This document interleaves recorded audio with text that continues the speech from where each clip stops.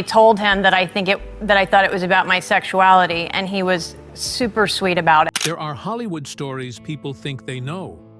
And then there is the story of Sara Gilbert, a girl born into fame, raised in secrets, and forced to survive battles no one else ever saw. From the moment she entered the world at St. John's Hospital in Santa Monica, her life was already shaped by shadows she never asked for. She grew up in the spotlight, but behind every success, behind every smile, there was a truth she kept buried for decades. And now, the latest news about Sara Gilbert, the news no one ever expected, has left fans heartbroken. This is her story, and it's more haunting than anyone imagined. Her mother, Barbara Cowan, had been a child actress. Her grandfather, Harry Crane, created the iconic comedy series The Honeymooners. Fame belonged to Sara's bloodline, but it also carried pain. Before Sara was even 2 years old, the man she grew up believing was her father, Paul Gilbert, a vaudeville performer and former W3 pilot, died. For decades, the family claimed he passed from a stroke. The truth was much heavier. He had taken his own life. That secret hovered over the family like a storm cloud, shaping everything that came after it. While her older sister, Melissa Gilbert, became a national sensation on Little House on the Prairie, Sara lived in the background. She wasn't the star. She wasn't the chosen one. She was the quiet observer, the girl watching Hollywood from the sidelines. But watching her sister receive so much attention ignited something inside her. She didn't just want the spotlight, she wanted to understand it. She wanted to claim her own space in a world that didn't see her yet. At just 6 years old, she appeared in her first commercial for Kool-Aid. 3 years later, she landed a small part in Calamity Jane, and even as a child, she handled fame differently from Melissa. Her mother insisted she stay in public school, determined not to let Hollywood consume her daughter. That decision would become one of the most important anchors of Sara's life, a layer of protection that grounded her long before she knew she'd need it. But everything changed in 1988.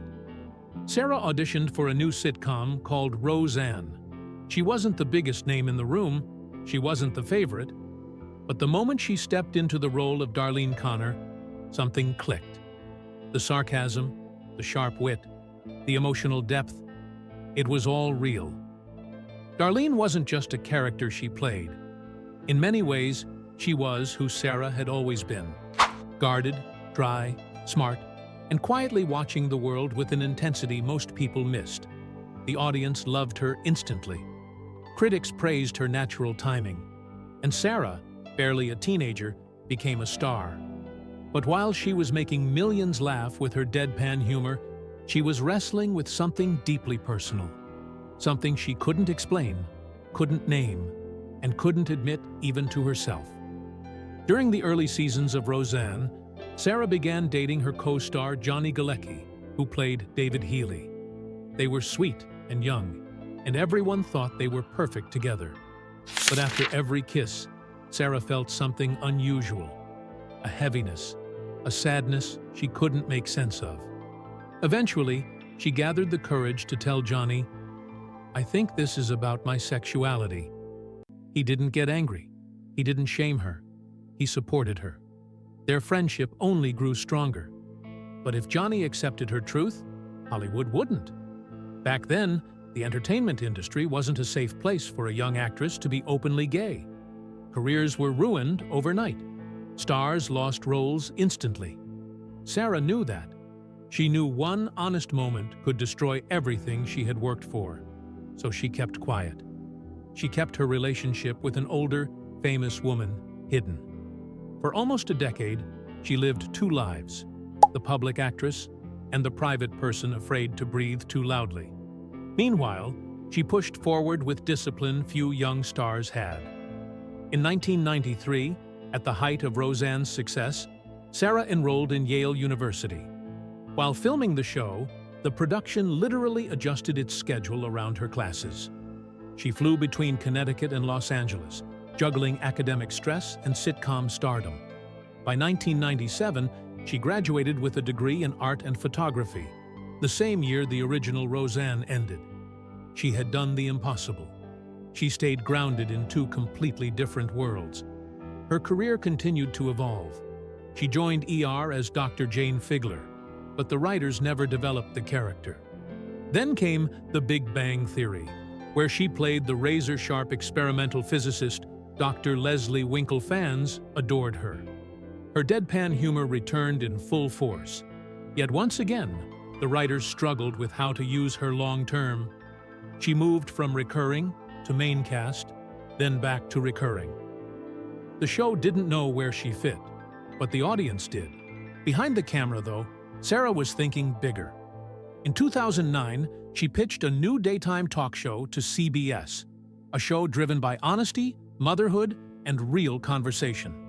The result was The Talk, which premiered on October 18, 2010. Sara wasn't just a co-host. She was the creator, the architect, the driving force behind its emotional honesty. The show thrived. Ratings soared. In 2016, it won a Daytime Emmy for Outstanding Talk Show. Sara had built something powerful, and she did it on her own terms. Then came the moment that shook the world and her own life. In 2013, during Secret Week on The Talk, Sara shared publicly, for the first time, the truth she had carried since her teenage years. She discussed her experience realizing she was gay while dating Johnny Galecki, how afraid she had been, and how she lived in hiding for nearly a decade. It was raw. It was emotional. It was Sara at her most honest, and fans saw a side of her they never knew existed. But while she was revealing long-buried truths, fate was pulling her back toward the show that made her famous. A simple comedy sketch with John Goodman sparked an idea. A revival of Roseanne, updated for modern struggles. Sara pitched it. ABC didn't hesitate. They ordered 13 episodes before a single frame was filmed. On March 27, 2018, the revival premiered, and the numbers were staggering. Over 18 million people tuned in. It became the biggest comedy premiere in years. ABC renewed the series just 3 days later. The world was watching. But behind the scenes, tension crackled like electricity. Roseanne Barr had become unpredictable, volatile, explosive. The cast and crew walked on eggshells. Sara tried to hold everything together, but she could feel the ground shifting beneath them. Then, on May 29, 2018, at 2:45 a.m., the revival died in an instant. Roseanne posted a racist tweet that ignited national outrage. Within hours, ABC canceled the show. Sara found out through emergency calls. 200 crew members lost their jobs overnight. Sara released a statement condemning the tweet. Roseanne never forgave her. In interviews afterward, she accused Sara of betrayal, even claiming she wanted her dead. Sara stayed silent. She chose dignity, but she also chose forward movement. ABC launched a new show, The Conners, without Roseanne. Sara became the lead star and executive producer, carrying the weight of an entire television dynasty on her back. For 7 seasons, she guided the show through grief, politics, pandemic storylines, and the real-life challenges American families were facing. By the final season, she was earning nearly $400,000 per episode. But the cost was enormous. She was juggling The Conners, The Talk, her production company Sara Plus Tom, and raising her children, including the son she shared with singer Linda Perry, whom she married in 2014. In 2019, overwhelmed, she broke down on The Talk, announcing she had to leave the show she created to regain balance in her life. Soon after, she filed for legal separation from Linda. But unlike many Hollywood breakups, theirs remained warm, respectful, even loving. Linda later said, "We're never not going to be a family." And Sara agreed. Finally, in April 2025, after 37 years of playing Darlene Connor, Sara said goodbye. The finale of The Conners was emotional beyond words. Cast members crying real tears, breaking the fourth wall, and John Goodman offering the final line. Good night. It was simple. It was quiet. It was perfect. And now, for the first time in her life, Sara Gilbert stands on the edge of a brand new chapter. Not as Darlene, not as the former child star who spent years hiding her truth, but as a creator, a storyteller, and a woman finally unafraid of who she is. She continues building powerful projects with Tom Werner, taking on deeper roles like her appearance in Atypical, and shaping the kind of stories that actually matter. Because Sara Gilbert's life has never been defined by fame, but by resilience, by courage, by the strength to step into the light after decades in the shadows. And whatever she does next, one thing is certain: she's nowhere near finished. She's only getting started. If this story moved you, don't forget to like, share, and subscribe for more powerful true Hollywood journeys. Thanks for watching.